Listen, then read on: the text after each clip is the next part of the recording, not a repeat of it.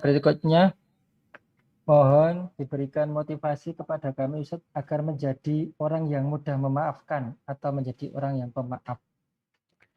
Na'am, barakallahu fikum. Iya. Ini bagaimana kita menjadi orang yang suka memaafkan. Karena kadangkala jemaah berat memaafkan. Manusia itu pelit sama haknya. Oleh karena itu, Allah memahami. Allah yang menciptakan manusia, Allah tahu dengan kondisi manusia. Kalau seorang berbuat dosa sama Allah, syarat tobatnya kan cuma menyesali, meninggalkan, dan bertekad tidak untuk mengulangi. Tapi kalau engkau pernah menyakitin orang lain, mendolimin orang lain, maka harus ada permintaan maaf. Harus ada maaf dari itu orang. Syaratnya seperti itu. Karena manusia itu pelit dengan hak-hak dia. Terus gimana supaya kita jadi orang yang pemaaf? Ketahuilah, pahala dari maaf itu besar. Orang kan punya dua pilihan. Antara dia memaafkan atau ana minta hak ana pada hari kiamat nantinya sama dia. Boleh, dia boleh. Tapi kata Allah, faman afa wa aslaha fa ajruhu 'ala Allah. Barang siapa yang memaafkan dan memperbaiki, maka pahala buat dia ditanggung sama Allah Azza wa Jalla. Tapi kalau engkau tidak memaafkan pada hari kiamat nanti, engkau akan dapat hakmu dari pahala orang itu. Sebesar apa? Ya sebesar kesalahan orang itu. Kalau kesalahan orang itu mungkin dia bisa ditebus dengan pahala sholat sunnah selama 10 kali, ya udah. Sholat sunnah itu diberikan kepadamu. Tapi kalau engkau memaafkan, berapa pahalanya? Allah yang kasih pahala. Ini yang pertama. Dengan melihat pahala maaf itu biasanya orang akan tertarik jemaah ya, untuk memaafkan. Yang kedua, memaafkan itu tidak membuat kita jadi rendah jemaah. Kadang-kala ada orang yang mengatakan, kalau ana maafkan, ana hina Ustaz. Enggak. Makanya kata Nabi SAW, وَمَا زَادَ اللَّهُ عَبْدًا بِعَفْوٍ إِلَّا عِزَّةً. Tidaklah Allah menambah seorang dengan maaf itu kecuali semakin terhormat. Kemudian yang ketiga, bukankah kita diperintahkan untuk beribadah dengan nama-nama Allah Azza wa Jalla?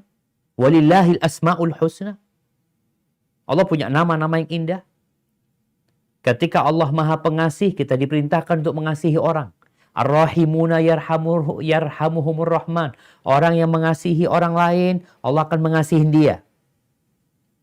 Irhamu man fil ardi yarhamukum man fis sama. Kasihi yang di bumi, yang di langit akan mengasihi kalian. Baik. Kita kan punya dosa sama Allah. Kita banyak dosanya. Jangan sok suci engkau. Dan kita ingin dimaafkan sama Allah. Maka kalau engkau ingin dimaafkan sama Allah, kenapa engkau tidak maafkan orang lain? Allah itu Maha Pemaaf. Bayangkan ya, bagaimana Allah memaafkan hambanya. Ada seorang yang membunuh 100 nyawa, dimaafkan sama Allah SWT. 100 nyawa. Dalam sebuah hadis qudsi, Allah Azza wa Jalla mengatakan, Ya ibna Adam, lau ataitani bi qurabil ardi khati'atan. Wahai anak Adam, kalau engkau datang menjumpai aku dengan sepenuh bumi ini dosa. Dia berbuat dosa di Jember. Dia berbuat dosa di Bondowoso. Dia berbuat dosa di mana ada kota dia. Di situ dia berbuat dosa. Semua bumi ini penuh dengan dosa dia. Kemudian dia datang menjumpai Allah. Dengan tidak melakukan kesyirikan. Maka Allah akan datang kepada dia dengan sepenuh bumi ini ampunan. Ini kawan kita berbuat dosa sekali, berbuat salah sekali. Lalu kita simpan di hati, buat apa? Sampai ada cerita guru ini. Guru ini mau ngajarin murid-muridnya untuk jadi pemaaf. Akhirnya anak-anak didiknya ini dikasih yang namanya kentang. Suruh bawa kentang. Tiap hari suruh bawa kentang. Dikresek. Tiap hari. Dapat berapa hari, sebagian murid itu udah nggak bawa lagi. Ditanya sama gurunya, kemana kentangnya? Anak buang bu guru. Soalnya sudah busuk bau, kata dia.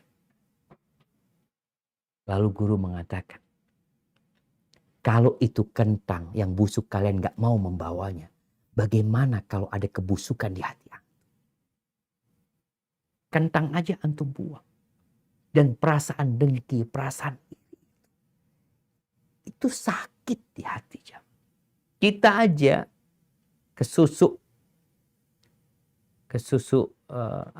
duri di kaki kita, Masya Allah. Kita minta tolong, bahkan sebagian operasi untuk dikeluarkan. Kenapa ada duri di hati kita, kita biarkan sampai mati kita, Bang.